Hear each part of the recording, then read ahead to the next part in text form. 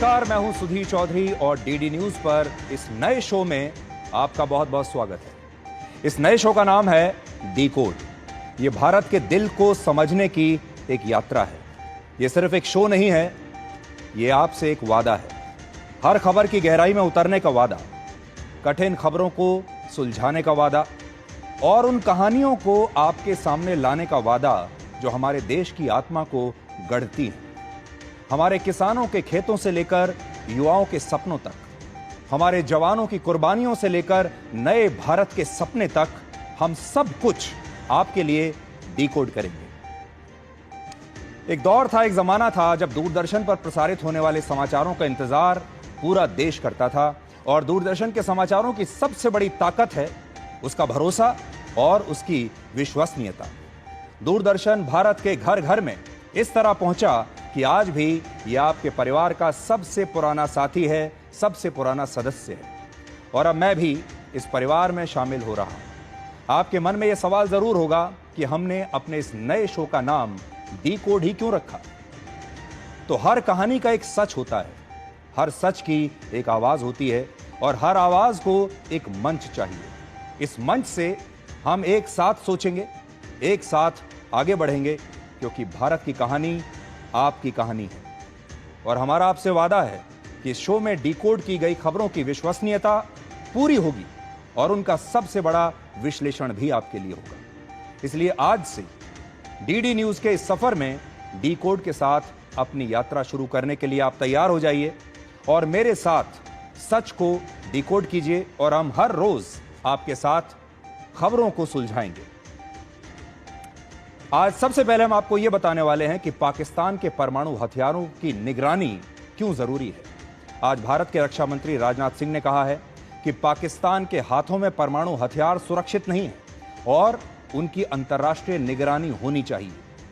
और इसी से जुड़ी एक खबर आज हम आपको दिखाएंगे, जिसमें हम आपके सामने एक बहुत बड़ा खुलासा करने वाले हैं, जिससे आपको यह पता चलेगा कि पाकिस्तानी सेना और आतंकवादियों के बीच कितना गहरा रिश्ता है, शायद आप सोच भी नहीं सकते। पाकिस्तानी सेना के प्रवक्ता लेफ्टिनेंट जनरल अहमद शरीफ चौधरी के पिता सुल्तान बशीरुद्दीन को संयुक्त राष्ट्र ने एक अंतर्राष्ट्रीय आतंकवादी घोषित किया हुआ है। वो पाकिस्तान के एक न्यूक्लियर साइंटिस्ट थे और उन्होंने ओसामा बिन लादेन से मिलकर उसे न्यूक्लियर हथियारों की टेक्नोलॉजी देने की कोशिश की थी। आज ये बहुत बड़ा खुलासा हम आपके लिए करेंगे। पाकिस्तानी सरकार का एक ऐसा अफसर जो लगातार टीवी पर आ रहा था, आपने भी उन्हें टीवी पर देखा होगा, और आज हम ये खुलासा आपके लिए कर रहे हैं। इसके बाद हम आपका परिचय भारत में बने उन हथियारों से करवाएंगे जिनकी वजह से हमें पाकिस्तान के ऊपर एक निर्णायक जीत इस बार मिली है। और आखिर में हम आपके लिए 1971 के युद्ध को डिकोड करेंगे और उस वक्त लिए गए कुछ फैसलों की एक विवेचना करेंगे। एक बहुत बड़ा सवाल अक्सर पूछा जाता है कि क्या उस समय पाकिस्तान जब भारत के सामने अपने घुटनों पर था, तो क्या भारत को उस समय पीओके वापस ले लेना चाहिए था। लेकिन आज की सबसे बड़ी खबर यह है कि भारत ने पाकिस्तान के परमाणु हथियारों को लेकर गहरी चिंता जताई है। ऑपरेशन सिंदूर के बाद रक्षा मंत्री राजनाथ सिंह आज पहली बार जम्मू कश्मीर पहुंचे, जहां उन्होंने ये कहा कि पाकिस्तान के परमाणु हथियार सुरक्षित नहीं हैं और इन हथियारों की अंतर्राष्ट्रीय निगरानी होनी चाहिए। मैं मानता हूं कि पाकिस्तान के एटमी हथियारों को IAEA international atomic energy agency की निगरानी में लिया जाना चाहिए। मैं ये कहना चाहूंगा और साफ तौर पर कहना चाहूंगा।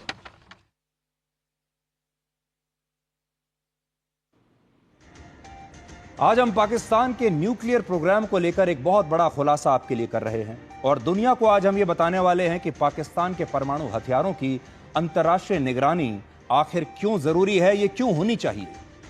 Stockholm International Peace Research Institute के मुताबिक इस समय दुनिया के लगभग 1.8% यानी 170 न्यूक्लियर हथियार पाकिस्तान के पास हैं और ये हथियार दुनिया के एक बहुत बड़े हिस्से को नष्ट करने के लिए काफी है। बड़ी बात यह है कि पाकिस्तान के परमाणु हथियारों को लेकर भारत की चिंता गलत नहीं है और असल में यह चिंता पूरी दुनिया को आज करनी चाहिए। और वो क्यों करनी चाहिए, आज आप हमारे इस शो में आगे समझेंगे।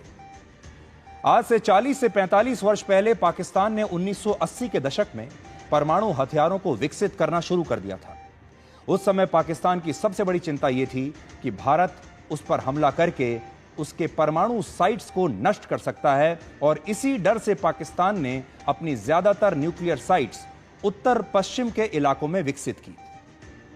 इनमें वाहा, फतेहगंज, गोलरा, शरीफ, कहूता और तक्षशिला जैसे वो इलाके हैं जो आज आतंकवाद से सबसे ज्यादा प्रभावित हैं। आतंकवाद की जड़ें वहां बहुत गहरी हैं। इन इलाकों में तहरीक तालिबान पाकिस्तान और अल कायदा जैसे आतंकवादी संगठन बहुत सक्रिय हैं, जो पिछले कई वर्षों से परमाणु हथियार हासिल करने की कोशिश कर रहे हैं, और इसके लिए पाकिस्तान के न्यूक्लियर साइट्स पर ये आतंकवादी हमला भी कर चुके हैं। और इसीलिए मैं आपसे ये कह रहा हूं, दुनिया को चिंता यह है कि क्या पाकिस्तान के पास वो जिम्मेदारी है कि वो न्यूक्लियर हथियारों के लिए जो जिम्मेदारी चाहिए वो उसे मिल सके। क्या पाकिस्तान अपने न्यूक्लियर हथियारों की रक्षा करने के लिए सक्षम है? और जो मैं आपको बता रहा हूं कि आतंकवादी पहले भी पाकिस्तान के न्यूक्लियर साइट्स पर हमला कर चुके हैं, क्योंकि उन्हें भी यही न्यूक्लियर हथियार चाहिए। इनमें एक हमला 1 नवंबर 2007 को सरगोदा के न्यूक्लियर साइट पर हुआ था। दूसरा हमला 10 दिसंबर 2007 को कामरा के न्यूक्लियर साइट पर हुआ था, और तीसरा बड़ा हमला 21 अगस्त 2008 को वाहा की न्यूक्लियर साइट पर हुआ था, जब एक साथ कई आत्मघाती हमले हुए और फिदायीन हमलावरों ने वहां की न्यूक्लियर असेंबली साइट के पास खुद को उड़ा लिया था। इन घटनाओं से यह पता चलता है कि एक लंबे अरसे से आतंकवादियों की नजर पाकिस्तान के परमाणु हथियारों पर गड़ी हुई है, और पाकिस्तान के पास परमाणु हथियार होना पूरी दुनिया के लिए चिंताजनक है, और भारत के लिए तो बहुत ही चिंताजनक है। यह बात हम इसलिए भी कह रहे हैं क्योंकि पाकिस्तान की सेना और वहां की ISI में ऐसे कई बड़े बड़े अफसर और अधिकारी हैं जिन पर आतंकवादियों को समर्थन देने का आरोप लगता रहा है, और यह आशंका भी पैदा होती है कि कहीं आतंकवादियों के यही समर्थक पाकिस्तान के न्यूक्लियर हथियारों या इन हथियारों को बनाने की टेक्नोलॉजी एक दिन आतंकवादियों तक ही ना पहुंचा दे। और यह बात आज हम हवा में नहीं कह रहे, बिना सबूतों के नहीं कह रहे हैं। पाकिस्तान के न्यूक्लियर प्रोग्राम के जनक अब्दुल कादिर खान थे, जिन्होंने बाद में न्यूक्लियर हथियार बनाने की यह टेक्नोलॉजी ईरान, उत्तर कोरिया और लीबिया को बेची थी। यह घटना बहुत बड़ी थी, इतनी बड़ी कि जिस साइंटिस्ट ने पाकिस्तान के लिए परमाणु हथियार बनाए, उसी को न्यूक्लियर टेक्नोलॉजी बेचने के लिए पाकिस्तान में नजरबंद करना पड़ा। आज अगर उत्तर कोरिया के पास न्यूक्लियर हथियार हैं और ईरान भी न्यूक्लियर हथियार बनाने की कगार पर आज खड़ा है, तो इसका एक बहुत बड़ा कारण यह हो सकता है कि पाकिस्तान के एक वैज्ञानिक ने उन्हें इसके बारे में गोपनीय जानकारी दी होगी। यहां सवाल यही है कि जो पाकिस्तान एक बार न्यूक्लियर टेक्नोलॉजी बेच चुका है, इसे लीक कर चुका है, आज क्या गारंटी है कि वो दोबारा ऐसा नहीं करेगा और आतंकवादियों को उससे ये न्यूक्लियर हथियार नहीं मिलेंगे। अब आप ध्यान से इन तस्वीरों को देखिए। ये तस्वीरें पाकिस्तानी सेना के लेफ्टिनेंट जनरल अहमद शरीफ चौधरी की हैं, जो भारत और पाकिस्तान के हाल ही में हुए संघर्ष के दौरान हर दिन पाकिस्तान की मीडिया के सामने आते थे और ये बताते थे कि ये युद्ध कहां तक पहुंचा, पाकिस्तान क्या कार्रवाई कर रहा है। ये पाकिस्तानी सेना के प्रवक्ता के तौर पर सारी जानकारी दिया करते थे, और ये चेहरा आपने अक्सर टीवी पर देखा होगा। हाल के दिनों में आप इस चेहरे को पहचानते होंगे क्योंकि हर रोज आप इसे टीवी पर देखते थे। और आज आपको जानकर हैरानी होगी कि ये जो शख्स आपको दिख रहे हैं, लेफ्टिनेंट जनरल अहमद शरीफ चौधरी, इनके पिता Sultan Bashiruddin Mahmood Pakistan atomic energy commission में न्यूक्लियर साइंटिस्ट थे, और उन्होंने ही दुनिया के इतने बड़े आतंकवादी ओसामा बिन लादेन को न्यूक्लियर हथियारों से जुड़ी गोपनीय जानकारियां लीक की थी। और यह बात हम अपनी तरफ से नहीं कह रहे, बल्कि ये बातें संयुक्त राष्ट्र की सुरक्षा परिषद के एक रेजोल्यूशन में लिखी हैं, और आज उस रेजोल्यूशन की कॉपी मेरे पास भी है। यह कॉपी इस समय मेरे हाथ में है, और इसमें क्या लिखा है मैं आपको बताता हूं। पाकिस्तान के न्यूक्लियर साइंटिस्ट सुल्तान बशीरुद्दीन महमूद सिर्फ वर्ष 2000 में अफगानिस्तान गए थे और वहां उन्होंने ओसामा बिन लादेन से मिलकर न्यूक्लियर हथियारों से जुड़ी जानकारियां उसे दी थी। इस समय तक लादेन ने अमेरिका में 9/11 का हमला नहीं किया था और ओसामा बिन लादेन परमाणु हथियार हासिल करने की कोशिश उस समय कर रहा था। लादेन से मुलाकात के बाद एक और बैठक हुई जिसमें ओसामा बिन लादेन के एक सहयोगी आतंकवादी ने सुल्तान बशीरुद्दीन से यह कहा कि उसके पास न्यूक्लियर हथियार बनाने का पूरा मटेरियल है और उन्हें बस इसे बनाने का सीक्रेट फॉर्मूला चाहिए, इसे बनाने की टेक्नोलॉजी चाहिए। और फिर वर्ष 2001 में तालिबान का संस्थापक और तालिबान की पहली सरकार के प्रमुख मुल्ला उमर ने भी सुल्तान बशीरुद्दीन से मुलाकात की और तालिबान भी उनसे न्यूक्लियर हथियार हासिल करना चाहता था। जो मेरे पास दस्तावेज है संयुक्त राष्ट्र का, उसमें देखिए क्या लिखा है। महमूद सुल्तान Bashiruddin is a nuclear scientist who founded and served as a director of उम्मा तामीर ए नाउ, जिसे UTN के नाम से जाना जाता है। आगे इसमें लिखा है UTN provided Osama bin Laden and the Taliban with information about chemical, biological and nuclear weapons। फिर आगे इसमें यह भी लिखा है During UTN visits to Afghanistan, Bashiruddin met Osama bin Laden and other Al-Qaeda leaders and discussed nuclear, chemical and biological weapons। इसी विषय पर एक पुस्तक भी लिखी गई है जिसका कवर पेज आज मैं अपने साथ लेकर आया हूं, आपकी स्क्रीन पर भी है, ये उसका कवर पेज है। इस पुस्तक का नाम है the nuclear jihadist, the true story of the man who sold the world's most dangerous secrets and how we could have stopped him। अब इस सवाल पर आते हैं कि क्या पाकिस्तान के परमाणु हथियारों की निगरानी के लिए दुनिया में कोई संगठन है, क्या कोई संस्था है जो ऐसा कर सकती है? भारत चाहता है कि international atomic energy agency Pakistan के परमाणु हथियारों की निगरानी करे, लेकिन इस संगठन के पास अभी इसका अधिकार नहीं है।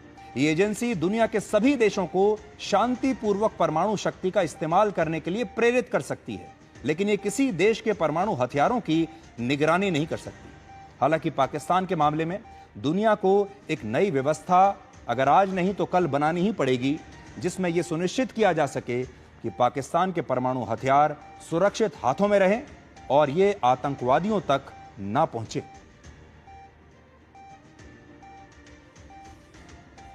अब हम आपको यह बताएंगे कि 22 अप्रैल के बाद भारत एक नए युग में कैसे प्रवेश कर चुका है।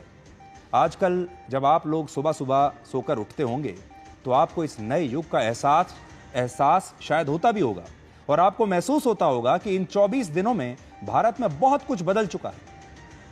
इसलिए आज हम आपको भारत के इस न्यू नॉर्मल के बारे में बताएंगे। भारत में इस दौरान बहुत कुछ बदला है जिस पर शायद आपकी इससे पहले नजर नहीं गई होगी। चुपचाप काम हो रहा था जिसके नतीजे अब आपको देखने को मिले हैं। यह बदलाव क्या है? इस नए युग में प्रवेश करने के बाद अब भारत पहलगाम जैसी घटनाओं पर सिर्फ कड़ी निंदा करके नहीं रह जाता, संयुक्त राष्ट्र और अमेरिका से शिकायतें नहीं करता और थका देने वाले लंबे लंबे इंक्वायरी कमीशन नहीं बैठाता। अब भारत सीधे, कड़े और बड़े फैसले लेता है। आपको महसूस होता होगा कि भारत में इस समय एक निर्णायक और मजबूत सरकार है जो लोगों की भावनाओं को भी समझती है और युद्ध की रणनीति बनाना भी अच्छी तरह से जानती है, यानी दिल और दिमाग दोनों से काम करती है। और इस बार मोदी सरकार ने सेंटिमेंट्स और स्ट्रैटेजी दोनों पर काम किया। प्रधानमंत्री मोदी ने देश के 145 करोड़ लोगों के मन की बात को समझा, उनके खून के उबाल की गर्मी को महसूस किया और यह भी तय किया कि इस बार वो पाकिस्तान को इतनी आसानी से जाने नहीं देंगे और फिर इस हमले की स्ट्रैटेजी यानी रणनीति बनाई गई। ये सेंटिमेंट और स्ट्रैटेजी का वो फॉर्मूला है जो पहले के आतंकवादी हमलों के दौरान हमारे देश में दिखाई नहीं देता था। आपको याद होगा हमारे देश में न जाने कितने बड़े बड़े आतंकवादी हमले हुए हैं, लेकिन उस समय सरकारों ने शायद देश के लोगों की इस भावनाओं को समझा नहीं और ना ही इस पर एक्शन लेने की हिम्मत दिखाई। लेकिन आज का भारत घर में घुसकर मारने वाला भारत है और यह बदलाव आपने पिछले कुछ दिनों में बहुत अच्छी तरह से महसूस किया होगा। इस युद्ध में हमने अपनी तीनों सेनाओं के बीच एक शानदार कोऑर्डिनेशन देखा, जिसमें एक तरफ वायुसेना पाकिस्तान के मिसाइल हमलों का जवाब दे रही थी, और पाकिस्तान के एयर बेसिस को अपना निशाना बना रही थी। दूसरी तरफ भारतीय सेना एलओसी पर भारी गोलाबारी का जवाब दे रही थी और हमारी नौसेना अरब सागर से पाकिस्तान के कराची पर नजर गाड़ कर खड़ी हुई थी। यानी तीनों तरफ से हमारी अलग अलग सेनाएं पाकिस्तान को घेर कर खड़ी हुई थी, एक यूनिट की तरह, पूरी एकता के साथ, एक जॉइंट स्ट्रैटेजी के साथ। अब जरा युद्ध की रणनीति पर नजर डालिए। इस बार जो सबसे बड़ा बदलाव दिखाई दिया वो ये था कि भारत मेड इन इंडिया हथियारों के साथ लड़ रहा था। इससे पहले के तमाम युद्ध हमने विदेशी हथियारों के दम पर लड़े, क्योंकि हम भारत में खुद के हथियार बनाने में सक्षम नहीं थे। आपको याद होगा 1999 का कारगिल युद्ध हमने बोफोर्स तोपों की ताकत से जीता था, जो हमने स्वीडन से खरीदी थी। तब हमारे पास भारत में बना एक भी ऐसा बड़ा हथियार नहीं था जो हमारी रक्षा कर सके या दुश्मन की रीढ़ की हड्डी को तोड़ सके। लेकिन इस बार सबसे बड़ा बदलाव देखिए कि हमने पाकिस्तान की वायुसेना के हवाई अड्डों और उनके एयर बेस पर भारत में ही बनी ब्रह्मोस मिसाइल से हमला किया। इस मिसाइल को डीआरडीओ ने विकसित किया है और यह एक सुपरसोनिक क्रूज मिसाइल है जो भारत के अलावा पूरी दुनिया में सिर्फ रशिया के पास है, और इस मिसाइल ने पाकिस्तान के डिफेंस सिस्टम की कमर तोड़ दी। ब्रह्मोस ने पाकिस्तान पर हमला किया तो भारत में बने आकाश तीर मिसाइल डिफेंस सिस्टम ने हमारी रक्षा की और पाकिस्तान के हर हवाई हमले को नाकाम करते हुए पूरी दुनिया को यह दिखा दिया कि भारत के आसमान को कोई छू भी नहीं सकता। इसके अलावा भारत ने इस युद्ध में बेंगलुरु में ही बने कॉम्बैट ड्रोन्स का इस्तेमाल किया, जिन्हें कामिकेज ड्रोन कहा जाता है। आज अगर आप एम्युनिशन की बात करें तो एम्युनिशन के मामले में भी भारत 88% मेड इन इंडिया असला और बारूद इस्तेमाल कर रहा है, जबकि आज से 11 साल पहले वर्ष 2014 में हम सिर्फ 32% मेड इन इंडिया असला और बारूद इस्तेमाल करते थे। पिछले 10 साल में भारत ने अपने एक बहुत बड़े रक्षा उद्योग को खड़ा कर लिया है, जिसमें डीआरडीओ, एचएएल, भारत डायनेमिक्स और इसरो जैसे सरकारी संस्थानों को इतना विकसित कर दिया गया है, इतना मजबूत बना दिया गया है कि आज हमारे ये सरकारी संस्थान दुनिया की बड़ी से बड़ी मल्टीनेशनल डिफेंस कंपनीज को कड़ी टक्कर दे सकते हैं।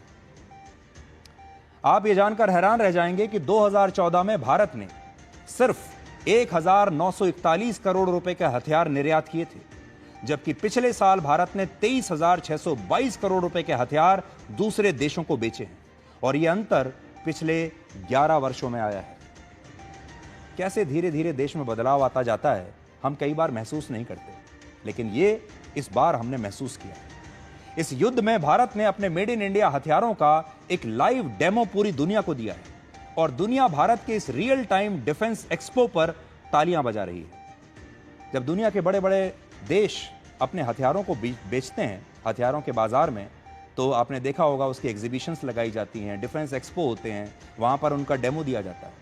लेकिन भारत ने अपने मेड इन इंडिया हथियारों का ये जो डेमो दिया है, ये रियल कंडीशंस में दिया है और बाकायदा एक युद्ध में दिया है, और पूरी दुनिया हैरान है और तालियां बजा रही है। एक और बड़ा बदलाव यह आया कि अब भारत सीज फायर दूसरे की शर्त पर नहीं, सिर्फ और सिर्फ अपनी शर्त पर करता है, और इस बार भी भारत ने पाकिस्तान से सीज फायर तो किया, लड़ाई को रोका तो जरूर, लेकिन सिंधु नदी पर समझौतों को बहाल नहीं किया। ना ही पाकिस्तान के खिलाफ लिए गए किसी भी कड़े फैसले को भारत ने वापस लिया, यानी अपनी शर्तों पर हमने ये सीज फायर किया। इसके अलावा भारत ने दुनिया को यह भी बताया कि उसके खिलाफ साजिश रचने वाले आतंकवादी अब दुनिया के किसी भी कोने में सुरक्षित नहीं है। भारत ने पाकिस्तान में भी आतंकवादियों के ठिकानों को नष्ट किया है, और वो 26/11 हमले के आतंकवादी तहव्वुर राणा को भी अमेरिका से भारत लाने में सफल हुआ है। और सबसे बड़ा बदलाव तो यह आया कि अब भारत ने अपनी डॉक्ट्रिन में आतंकवादी हमलों को एक्ट ऑफ वॉर मानने का फैसला किया है। आपने ये शब्द सुना होगा, जिसका मतलब यह है कि अब भारत में कोई आतंकवादी हमला अगर हुआ तो इसे हम युद्ध मानेंगे, और इसके बाद भारत जो कार्रवाई करेगा वो आत्मरक्षा यानी सेल्फ डिफेंस में की गई कार्रवाई मानी जाएगी। और अब हम आतंकवादी कार्रवाई को पाकिस्तान की सरकार और सेना से अलग करके नहीं देखेंगे। आपको याद होगा इससे पहले जब आतंकवादी हमले हमारे यहां होते थे तो पाकिस्तान कहा करता था कि ये हमले हमने नहीं कराए, ये आतंकवादी हमारे नहीं हैं, हमारा इन पर कोई काबू नहीं है, कोई कंट्रोल नहीं है। लेकिन अब अगर कोई और आतंकवादी हमला हुआ तो भारत, पाकिस्तान की सरकार, सेना और इन आतंकवादियों को एक नजर से देखेगा। यह इसका मतलब है। हमारे देश की हर पीढ़ी इसी डर के साए में जीती आई है कि पाकिस्तान के पास न्यूक्लियर बॉम्ब है और अगर उसने इसका इस्तेमाल कर लिया तो सब कुछ तबाह हो जाएगा और इसीलिए भारत को उसकी धमकियों के सामने इससे पहले झुकना पड़ता था। लेकिन इस न्यू नॉर्मल में भारत ने पाकिस्तान के इस न्यूक्लियर ब्लफ को भी एक्सपोज कर दिया और भारत के किसी भी प्रधानमंत्री ने पहली बार यह कहा कि वो पाकिस्तान के न्यूक्लियर ब्लैकमेल को अब और बर्दाश्त नहीं करेंगे।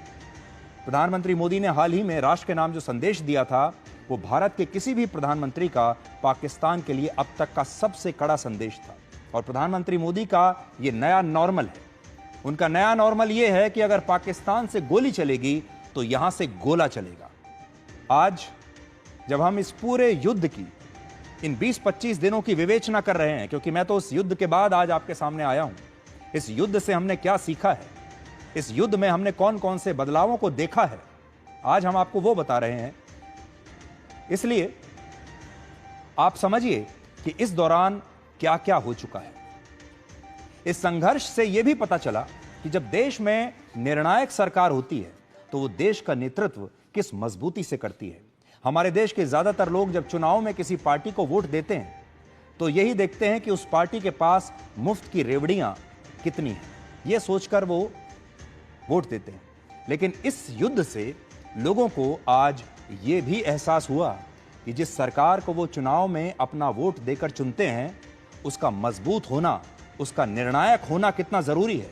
क्योंकि जब देश युद्ध की परिस्थितियों से गुजरता है तो देश के लोगों के भविष्य का फैसला उस सरकार के पास होता है, उस सरकार को लेना होता है। आज जरा कल्पना करके देखिए, अगर इन परिस्थितियों में हमारे देश में कोई कमजोर सरकार होती तो क्या होता। आखिर में आज हम आपसे बस ये कहना चाहेंगे कि युद्ध कोई बॉलीवुड की फिल्म नहीं है जिसमें मनोरंजन होगा, इमोशन होगा, एक्शन होगा और आखिर में आप जीत जाएंगे। युद्ध एक बहुत खतरनाक चीज है। युद्ध एक ऐसा दीमक है जो बड़े से बड़े देश को खोखला कर देता है और युद्ध को आखिरी हथियार के तौर पर ही इस्तेमाल करना चाहिए और भारत ने सीज फायर करके यह समझदारी दिखाई है। इस युद्ध के बाद भारत और पाकिस्तान आज कहां खड़े हैं यह भी तो आपको देखना चाहिए। आपने खबरें तो बहुत सारी सुनी होंगी, उनमें से बहुत सारी खबरें अपुष्ट हैं, उन पर विश्वास करना मुश्किल है और जब युद्ध होता है तो इंफॉर्मेशन वॉरफेयर भी होता है, झूठी खबरें फैलाई जाती हैं। हर देश बड़े बड़े दावे करता है। पाकिस्तान ने हाल ही में कितने सारे झूठे दावे किए। हमारे देश के कुछ लोगों ने कुछ समय के लिए उन्हें मान भी लिया, लेकिन अब धीरे धीरे सच्चाई सामने आ रही है। इस हमले में पाकिस्तानी सेना के एयरबेस, रनवे और एयर डिफेंस सिस्टम को बहुत नुकसान पहुंचा है, जिसकी मरम्मत करने में ही पाकिस्तान को कम से कम 6 से 12 महीने का समय लगेगा। इस युद्ध की वजह से पाकिस्तान का विदेशी मुद्रा भंडार अब बहुत नीचे चला गया है और उसका कर्ज बहुत बढ़ गया है। पाकिस्तान की आर्थिक हालत अब इतनी बुरी है कि अब वो अपने नष्ट हो चुके फाइटर जेट्स की जगह नए एयरक्राफ्ट भी नहीं खरीद पाएगा, उसके पास इतना पैसा ही नहीं बचा। इस युद्ध के बाद भारत ने साबित कर दिया कि वो इस क्षेत्र में आसमान का राजा है। अब भारत को पीओके पर पाकिस्तान के साथ बातचीत करने में एक अपर हैंड मिलेगा, फायदा मिलेगा। भारत ने पूरी दुनिया के सामने पाकिस्तान के आतंकवादियों के अड्डों को एक्सपोज किया है। यह सब काम भारत ने किया है और इस सब के बीच आज अमेरिका के राष्ट्रपति डोनाल्ड ट्रंप का एक नया बयान आया है जिसमें वो ये कह रहे हैं कि भारत और पाकिस्तान के बीच युद्ध रुकवाने में उन्होंने मदद तो की थी, लेकिन वो ये नहीं कहेंगे कि उन्होंने ही ये युद्ध रुकवाया है। I don't want to say I did, but I sure as hell helped settle the problem between Pakistan and India last week, which was getting more and more hostile. And all of a sudden you'll start seeing missiles of a different type. And we got it settled. I hope I don't walk out of here and 2 days later find out that it's not settled, but I think it is settled. And we talked to them about trade. Let's do trade instead of do war. And Pakistan was very happy with that, and India was very happy with that. And तो राष्ट्रपति Trump कहते हैं कि युद्ध नहीं होना चाहिए, व्यापार होना चाहिए। व्यापार पर ध्यान दीजिए, ट्रेड पर ध्यान दीजिए, वॉर मत कीजिए। लेकिन आपने देखा होगा कि उनके बयान धीरे धीरे से अब बदलते जा रहे हैं। पहले उन्होंने कुछ और बयान दिया था, आज उससे थोड़ा सा अलग बयान दिया है। इससे पहले राष्ट्रपति ट्रंप ने कहा था कि उनकी सरकार ने भारत पाकिस्तान के बीच ये सीज फायर करवाया है, उन्होंने ही ये काम किया है। Weeks. People said it would take 4 years, 5 years. I did it. We did it in 3 weeks. Just days ago, my administration successfully brokered a historic ceasefire to stop the escalating violence between India and Pakistan. And I used trade to a large extent to do it. I said, fellas, come on, let's make a deal. Let's do some trading. Bharat सरकार ने cease fire को द्विपक्षीय फैसला बताया था। भारत की सरकार ये कहती है कि ये मामला दो देशों के बीच है और ये दो देश ही उसे सुलझाएंगे और ये सीज फायर हम किसी तीसरे के कहने पर नहीं करेंगे। और राष्ट्रपति ट्रंप के दावों की पुष्टि भारत सरकार ने अभी तक नहीं की है, लेकिन अब उनके बयान भी थोड़े थोड़े बदल रहे हैं। इस युद्ध के बाद अब भारत ने भी यह बता दिया है कि उसने पाकिस्तान पर हमलों के लिए किन किन हथियारों का इस्तेमाल किया था। तो देखिए, जैसे जैसे समय बढ़ रहा है, इस युद्ध की नई नई डिटेल्स सामने आ रही हैं। और आज मैं आपको यह बताना चाहता हूं कि हमारे इस युद्ध में जो हमें जो जीत मिली है, इस जीत के कौन कौन से हथियार ऐसे थे जो हमारे वॉर हीरोज हैं, जिनकी वजह से हमें यह निर्णायक जीत मिली। जब पाकिस्तान ने भारत के अलग अलग शहरों पर और एयर बेसिस पर हमला किया, तब ये हमले एयर डिफेंस सिस्टम की मदद से हमने नाकाम कर दिए। इनमें 2 एयर डिफेंस सिस्टम्स हमने रशिया से खरीदे थे और एक air defence system made in India है और उसका नाम है आकाश तीर, जिसके 96% कंपोनेंट्स और टेक्नोलॉजी भारत में विकसित हुए हैं।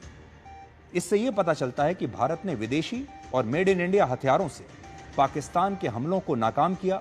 और ऐसा इसलिए हो पाया क्योंकि भारत के पास एक खास इंटीग्रेटेड नेटवर्क है, जिससे सारे हथियार, चाहे वो हमारे अपने हथियार हों, विदेशी हथियार हों, ये सारे हथियार एक दूसरे से कनेक्टेड रहते हैं, जुड़े रहते हैं। दुनिया के बहुत सारे देश इस इंटीग्रेटेड नेटवर्क को स्थापित करने की कोशिश कर चुके हैं, लेकिन उन्हें ज्यादा सफलता नहीं मिली। लेकिन भारत को इसमें कामयाबी मिली है और इसी के कारण हम विदेशी और मेड इन इंडिया हथियारों का इतना शानदार कॉम्बिनेशन बनाकर इनका इस्तेमाल कर पाए। और इनमें भी मेड इन इंडिया आकाश तीर की सटीकता ने पूरी दुनिया का ध्यान अपनी तरफ खींचा है और हो सकता है कि भविष्य में कई देश भारत से इसी आकाश तीर को खरीदना चाहेंगे।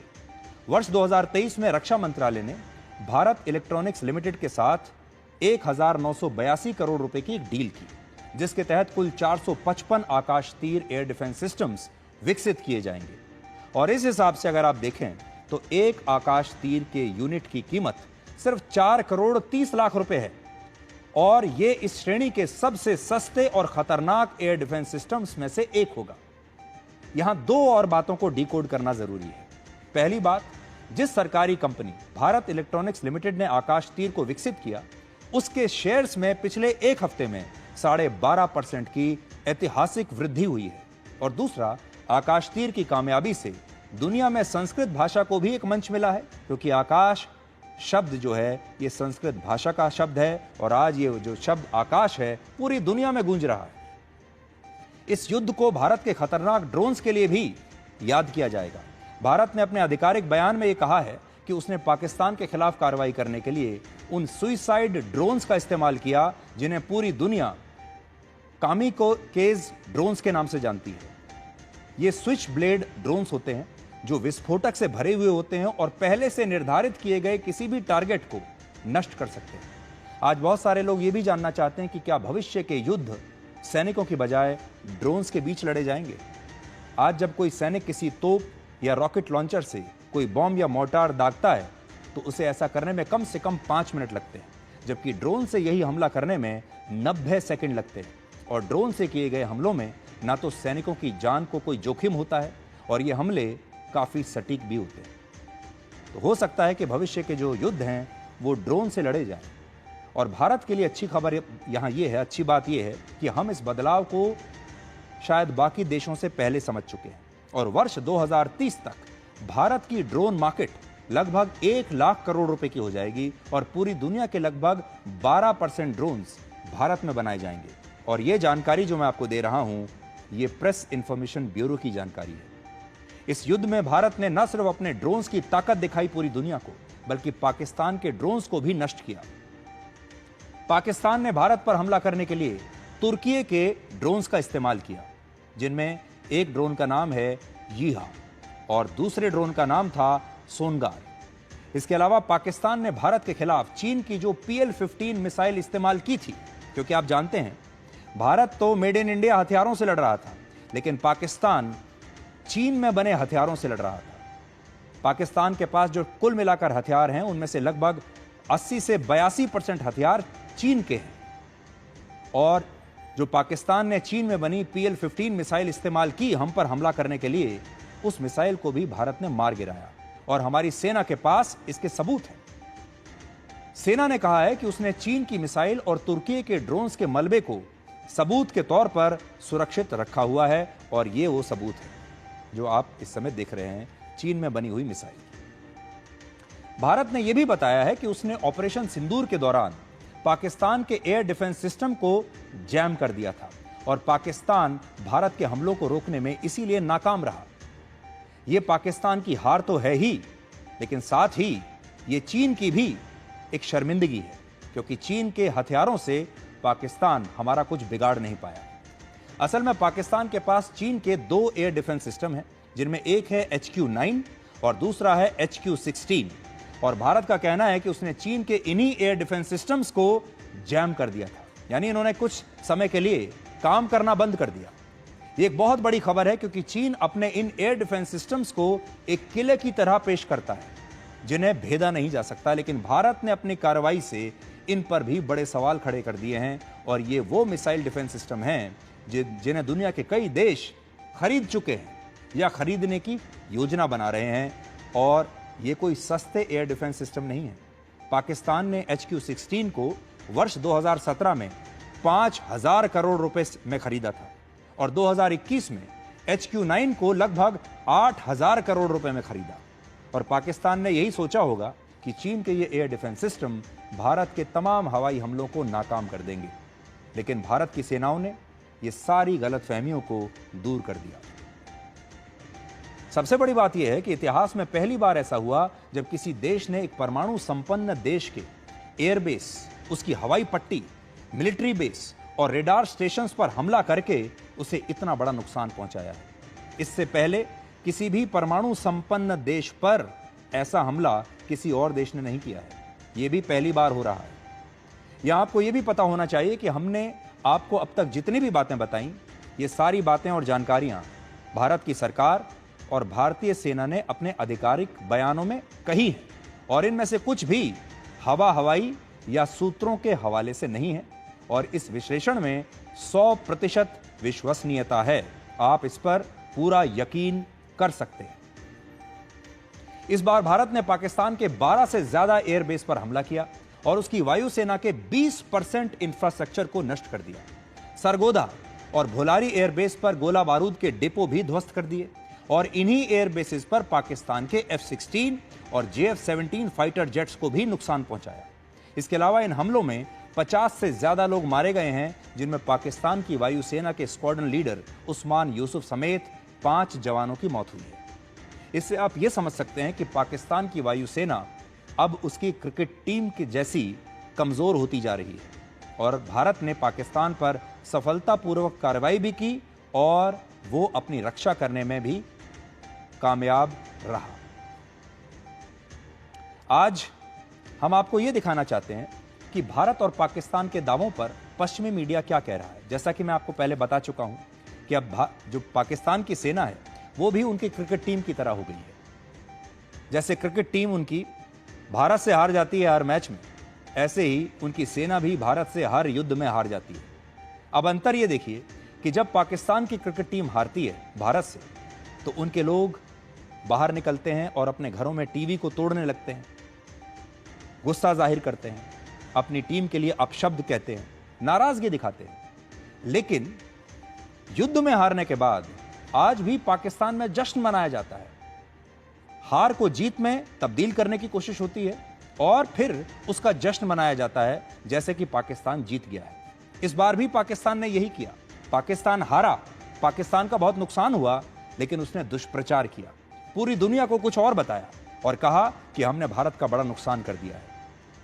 और दुनिया में और हमारे अपने देश में भी ऐसे कई लोग थे जिन्होंने पाकिस्तान के दावों पर तो आंख बंद करके यकीन कर लिया, लेकिन भारत जो बात कह रहा था उस पर यकीन नहीं कर रहे थे। आप जानते हैं, सच जो है उसकी गति धीमी होती है। सच धीरे धीरे आता है और झूठ आग की तरह फैलता है। तो पाकिस्तान ने अपना झूठ आग की तरह फैला दिया, लेकिन भारत का सच अब धीरे धीरे सामने आ रहा है। आज मैं अपने साथ अमेरिका के एक मशहूर अखबार द न्यूयॉर्क टाइम्स और एक और अखबार है द वॉशिंगटन पोस्ट, इसमें छपी रिपोर्ट्स की एक कॉपी में लेकर आया हूं, जिनमें सीज फायर के बाद भारत और पाकिस्तान के एयर बेसिस की सैटेलाइट तस्वीरों को स्टडी किया गया है। इसमें सबसे पहले यह लिखा है कि जब पाकिस्तान के एयर बेसिस के सैटेलाइट तस्वीरों को देखा गया तो उनसे यह पता चला कि इन हवाई अड्डों को वाकई में बहुत नुकसान पहुंचा है और भारत का यह दावा सही है कि उसने इन एयर बेसिस के इंफ्रास्ट्रक्चर को नुकसान पहुंचाया है, निशाना बनाया है। ये अमेरिका के दो बड़े अखबार ये बात कह रहे हैं। दूसरा, जब इसी तरह से भारत के एयर बेसिस की सैटेलाइट तस्वीरों को दुनिया भर के एक्सपर्ट्स ने देखा तो यहां पाकिस्तान के हमलों के निशान नहीं मिले और पाकिस्तान के दावों की पुष्टि नहीं हो पाई।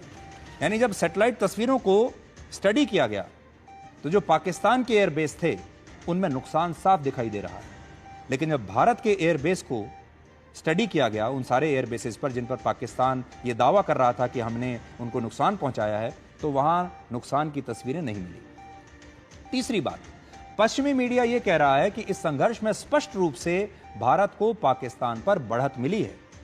वॉशिंगटन पोस्ट ने अपनी रिपोर्ट में पाकिस्तान के Bholari airbase, Shahbaz airbase, Mushaf airbase, Sargodha airbase और पंजाब के रहीम यार खान एयरबेस पर एक बड़ा गड्ढा हो गया है, ऐसा कहा। और यह गड्ढा, बड़ा सा गड्ढा, सैटेलाइट तस्वीरों में साफ दिख रहा है। उन्होंने ये तस्वीरें जारी की हैं जो मैं आपको अभी दिखा रहा हूं। दूसरी तरफ पश्चिमी मीडिया ने भारत के उधमपुर एयरबेस की सैटेलाइट तस्वीरों को भी देखा, जिनमें कोई नुकसान नजर नहीं आ रहा। इससे आप समझ सकते हैं कि इस युद्ध में भारत की जीत के सबूत इतने पक्के हैं कि पश्चिमी मीडिया भी यही कह रहा है कि इसमें तो भारत ही आगे रहा है, भारत का हमला दिख रहा है, लेकिन पाकिस्तान के हमले के निशान कहीं दिख नहीं रहे। और ये वो विदेशी मीडिया है जो असल में भारत की आलोचना करने का एक भी मौका गंवाता नहीं है, लेकिन इस बार यह पश्चिमी मीडिया भी यही कह रहा है कि यह बात सही है कि भारत पाकिस्तान से इस बार पाकिस्तान पर बड़ा भारी पड़ा है। आज भारत के विदेश मंत्री एस जयशंकर ने भी कहा कि सैटेलाइट तस्वीरों ने पाकिस्तान को हुए नुकसान की पूरी पुष्टि कर दी है।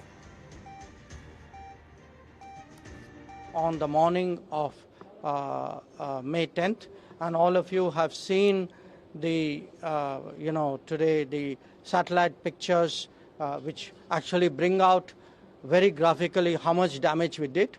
By the way, the satellite pictures also bring out how little damage they did. So these pictures, I think, will tell you what a hit they took, and the same people who are not willing to stand down on 7th May were willing to talk and stand down on the 10th of May. It is very clear who wanted the cessation of firing. तो वो तमाम लोग जिन्हें भारत के दावों पर यकीन नहीं हो रहा था और पाकिस्तान के दावों पर उन्हें यकीन हो रहा था, उन सबको ये सैटेलाइट तस्वीरें बहुत ध्यान से देख लेनी चाहिए। पाकिस्तान पर दुनिया भरोसा क्यों नहीं करती, उसे आज आप एक और उदाहरण से समझिए। पाकिस्तान के प्रधानमंत्री शहबाज शरीफ ने प्रधानमंत्री मोदी की नकल करते हुए 14 मई को सियालकोट एयरबेस का दौरा किया था, जहां उनके पीछे एक बैनर लगा हुआ था और इस बैनर पर उनकी फतह मिसाइल की एक तस्वीर छपी हुई थी। यह फतह मिसाइल वही है जिसे भारत ने मार गिराया था और हमारे पास उसकी तस्वीरें भी हैं। यानी जिस S-400 को पाकिस्तान ने नष्ट करने का दावा किया था, उसे तो साक्षात प्रधानमंत्री मोदी ने पूरी दुनिया को दिखा दिया। जब प्रधानमंत्री मोदी गए थे आदमपुर के एयरबेस में, उनकी इस तस्वीर में S-400 शानदार तरीके से उनके पीछे दिखाई दे रहा है। ये वो S-400 है जिसे पाकिस्तान कहता था कि हमने नष्ट कर दिया, लेकिन जिस मिसाइल को भारत ने नष्ट किया उसे शहबाज शरीफ अपने पीछे एक पोस्टर में दिखा रहे हैं। और यही है भारत और पाकिस्तान के बीच एक बड़ा अंतर। भारत सरकार ने यह साफ कह दिया है कि सिंधु जल संधि का स्थगन अभी जारी रहेगा। आपको याद होगा कि पाकिस्तान को इस बात का एहसास है और पाकिस्तान ने चिट्ठी लिखी है, भारत से यह आग्रह किया है कि वो सिंधु जल संधि को दोबारा से लागू कर दे, क्योंकि उन्हें पानी की आवश्यकता है। लेकिन भारत माना नहीं। आप भी सोचते होंगे कि यह सिंधु जल समझौता ऐसा क्या है जिसके लिए पाकिस्तान इतना आतुर है। तो आज इसी समझौते को बहुत जल्दी से आपके लिए डिकोड करते हैं, आपकी जानकारी बढ़ेगी। पाकिस्तान ने इंडस वाटर ट्रीटी को बहाल करने के लिए भारत सरकार को एक चिट्ठी लिखी और इस फैसले पर भारत से पुनर्विचार करने के लिए आग्रह किया, जबकि प्रधानमंत्री मोदी ये साफ साफ कह चुके हैं कि खून और पानी साथ साथ नहीं बह सकता। आज विदेश मंत्री एस जयशंकर ने भी यही बात दोहराई कि जब तक पाकिस्तान आतंकवाद को समर्थन जारी रहेगा तब तक हम उसे पानी नहीं देंगे। The Indus Waters Treaty is held in abeyance and will be continued to be held in abeyance until cross-border terrorism by Pakistan is credibly and irrevocably stopped. Indus water treaty या हिंदी में कहें तो सिंधु नदी का जो समझौता है, यह जल बंटवारे का समझौता वर्ष 1960 में हुआ था और इसके तहत पाकिस्तान को सिंधु, झेलम और चिनाब नदी का 80% पानी मिलता रहा है। लेकिन पाकिस्तान की अर्थव्यवस्था भी भारत की तरह कृषि पर निर्भर है। अगर पाकिस्तान को भारत से नदियों का पानी नहीं मिलेगा तो वहां खेती बहुत बड़े स्तर पर प्रभावित होगी, सिंचाई के लिए पानी नहीं बचेगा और इससे पाकिस्तान में पैदा होने वाली गेहूं, चावल, गन्ना और कपास की फसलें खराब होने लगेंगी, नष्ट हो जाएंगी।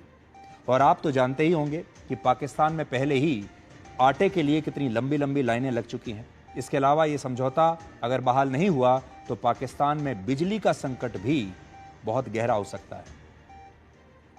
इसलिए पाकिस्तान की बिजली के लिए और पाकिस्तान की खेती बाड़ी के लिए ये पानी बहुत आवश्यक है और ये पानी अब भारत ने बंद कर दिया है।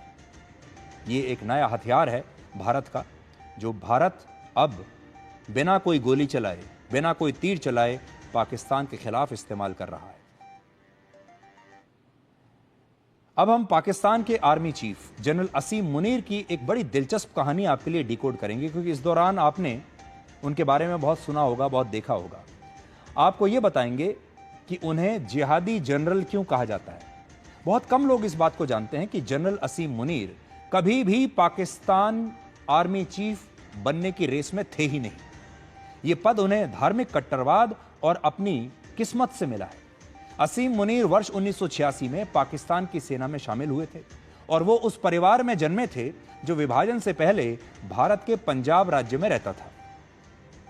जनरल असीम मुनीर की पढ़ाई लिखाई एक मदरसे में हुई है, यह बात याद रखिएगा आप, मदरसे में उनकी पढ़ाई हुई है और इसके कारण वो पाकिस्तान की सेना में भर्ती नहीं हो सकते थे, क्योंकि तब वहां यह शर्त थी।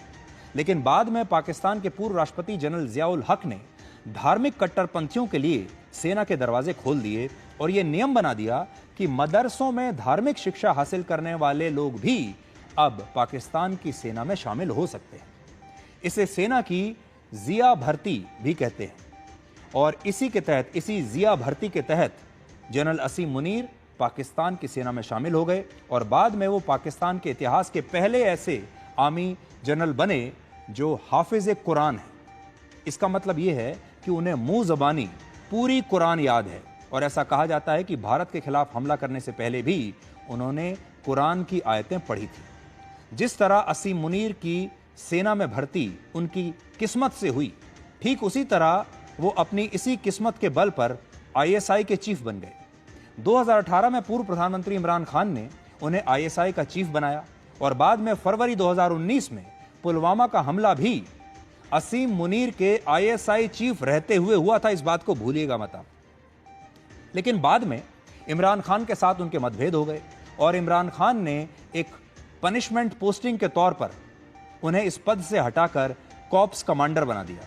हालांकि इस पनिशमेंट पोस्टिंग में भी उनकी किस्मत एक बार फिर खुल गई, क्योंकि पाकिस्तान में आर्मी चीफ वही अफसर बन सकता है जो कॉर्प्स कमांडर रहा हो, यानी उनकी यह क्वालिफिकेशन भी पूरी हो गई। इमरान खान तो असल में उन्हें दबाना चाहते थे, पनिशमेंट पोस्टिंग देना चाहते थे, लेकिन किस्मत ने उन्हें आर्मी चीफ के लिए एक योग्य उम्मीदवार बना दिया। और अप्रैल 2022 में सेना की मदद से इमरान खान का जब तख्ता पलट किया गया और शहबाज शरीफ प्रधानमंत्री बन गए, तो इस तख्ता पलट के बाद भी इमरान खान पाकिस्तान में सबसे लोकप्रिय नेता बने रहे, शहबाज शरीफ के लिए एक सिरदर्द बने रहे।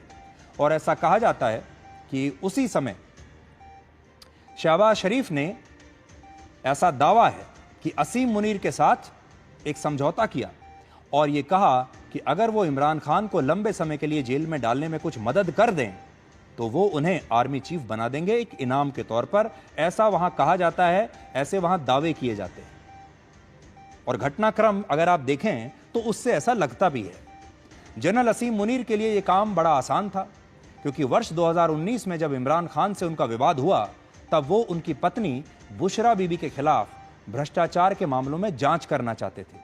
असीम मुनीर जब इसके लिए तैयार हो गए तो शहबाज शरीफ ने उनकी रिटायरमेंट से सिर्फ 3 दिन पहले उन्हें आर्मी चीफ बना दिया। तो सोचिए, ये गौर करने की बात है, रिटायर होने वाला अफसर जिसकी 3 दिन के बाद रिटायरमेंट है, वो अचानक से पाकिस्तान का आर्मी चीफ बन गया। और इसी के बाद 2023 में इमरान खान की गिरफ्तारी हुई और तब से लेकर अब तक इमरान खान पाकिस्तान की जेल में है। लेकिन अगर आप देखें हाल के दिनों को, जनरल असीम मुनीर की किस्मत जैसे जैसे चमकती गई, वैसे वैसे पाकिस्तान की किस्मत फीकी होती चली गई। और यहां आपके मन में यह सवाल भी जरूर होगा कि आजकल इमरान खान हैं कहां? तो इमरान खान अब भी पाकिस्तान की जेल में बंद हैं और उनके समर्थक इस युद्ध के दौरान उन्हें जेल से रिहा करने की लगातार मांग कर रहे थे। उनके समर्थकों को लग रहा था कि इस युद्ध में अगर पाकिस्तान की कमर टूट जाए, पाकिस्तान की सरकार और कमजोर हो जाए, पाकिस्तान की सेना कमजोर हो जाए, तो इस पूरा मौके का फायदा उठाकर इमरान खान को जेल से रिहा करवा लें। लेकिन यह हो नहीं पाया। और अब हम वर्ष 1971 के युद्ध के फैसलों को आज आपके लिए थोड़ा डिकोड करेंगे। 16 दिसंबर 1971 को जब पूर्वी पाकिस्तान में पाकिस्तान की सेना ने सरेंडर किया था, तब भारत बड़ी मजबूत स्थिति में था। आपने देखा होगा आजकल विपक्ष के कुछ नेता इंदिरा गांधी को बहुत ट्रेंड करा रहे हैं। वो कहते हैं कि इंदिरा गांधी ने जिस मजबूती से 1971 में भारत का नेतृत्व किया था, वो काबिले तारीफ है। ये बात सही भी है, ये इसमें कोई शक नहीं। लेकिन आज हम उस समय लिए गए कुछ फैसलों की एक विवेचना करना चाहते हैं। भारत ने पाकिस्तान के 93,000 सैनिकों को बंदी बनाया था। पूर्वी पाकिस्तान के 1,48,000 वर्ग किलोमीटर के क्षेत्रफल पर कब्जा कर लिया था, जो बाद में अलग देश जिसका नाम है बांग्लादेश ये बना। और भारत ने मौजूदा पाकिस्तान में भी 14,500 वर्ग किलोमीटर के इलाके पर कब्जा कर लिया था। और ये एक ऐसी स्थिति थी जिसमें भारत पाकिस्तान से काफी कुछ हासिल कर सकता था, पाकिस्तान से अपनी सारी शर्तें मनवा सकता था।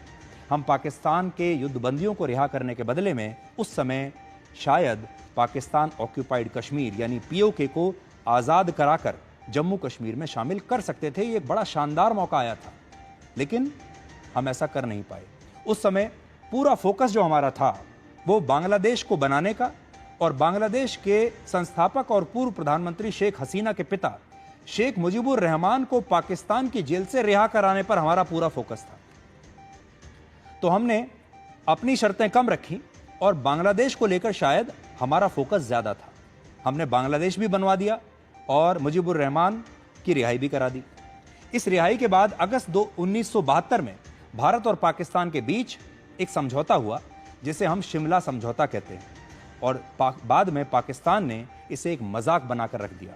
सबसे बड़ी बात यह कि 1971 और आज की परिस्थितियों में जमीन आसमान का अंतर है। अगर कोई तुलना भी करना चाहे तो बहुत अंतर है स्थितियों में। 1971 में पाकिस्तान के पास परमाणु हथियार नहीं थे। उस समय सोवियत संघ भी खुलकर भारत के पीछे खड़ा था, जो आज के रशिया की तुलना में कहीं ज्यादा मजबूत था। और सोवियत संघ में उस समय 15 देश थे। सबसे बड़ी बात यह कि उस समय भारत ने पाकिस्तान के 93,000 युद्धबंदियों को रिहा कर दिया, लेकिन पाकिस्तान ने ऐसा नहीं किया। उस युद्ध में भारत के 54 सैनिक लापता हो गए थे, जिन्हें लेकर यह दावा था कि पाकिस्तान ने इन सैनिकों को अपनी जेलों में बंदी बनाकर रखा, लेकिन भारत को जानकारी नहीं दी। कई अंतर्राष्ट्रीय मीडिया और कई इतिहासकारों ने, पत्रकारों ने यह दावा किया कि पाकिस्तान भारत से झूठ बोल रहा है और भारत के सैनिक पाकिस्तान की कैद में बंद हैं। लेकिन उस वक्त की सरकार इन सैनिकों के बारे में कोई जानकारी जुटा नहीं पाई।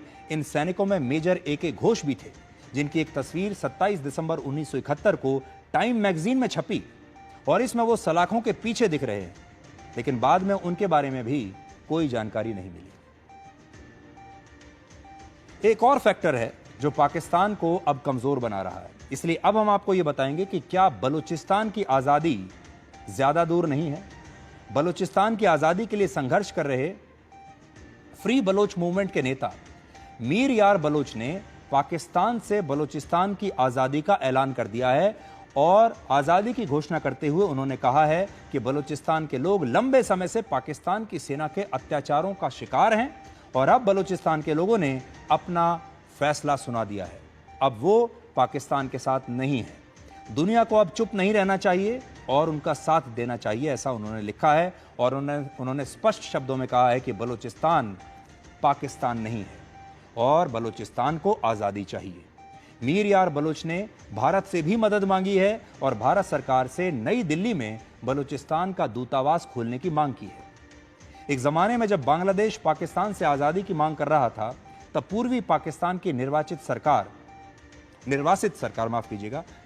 सरकार का भारत ने अपने देश में स्वागत किया था और उसका पहला दफ्तर तब कलकत्ता में बना था। और अब बलूचिस्तान भी यही बात कह रहा है कि भारत उसके दूतावास को मान्यता दे दे और भारत में उनका दूतावास खोलने की अनुमति दे। बलूचिस्तान की कहानी क्या है और क्या बांग्लादेश के बाद अब बलूचिस्तान भी पाकिस्तान से अलग हो सकता है, इसकी कहानी हम कल आपके लिए सरल भाषा में डिकोड करेंगे। आज का हमारा मकसद यह था कि हम पहलगाम हमले के बाद से लेकर भारत और पाकिस्तान के बीच जो युद्ध हुआ, जो सीज फायर हुआ, ये एक दौर था जिसकी अलग से विवेचना होनी चाहिए, इसका एक विश्लेषण होना चाहिए और आप इस दौर में भारत कहां से कहां निकल गया है, आप उस बदलाव को महसूस कर सकें। आज हमने इस बदलाव को आपके लिए डिकोड किया है। भारत और पाकिस्तान के बीच इस जंग में क्या क्या हुआ, ये सब हमने आपको बता दिया है। तो आज के लिए डिकोड में इतना ही। अब आपसे हमारी अगली मुलाकात होगी कल रात 9 बजे इसी पते पर। तब तक आप खुश रहिए, सुरक्षित रहिए, स्वस्थ रहिए। नमस्कार।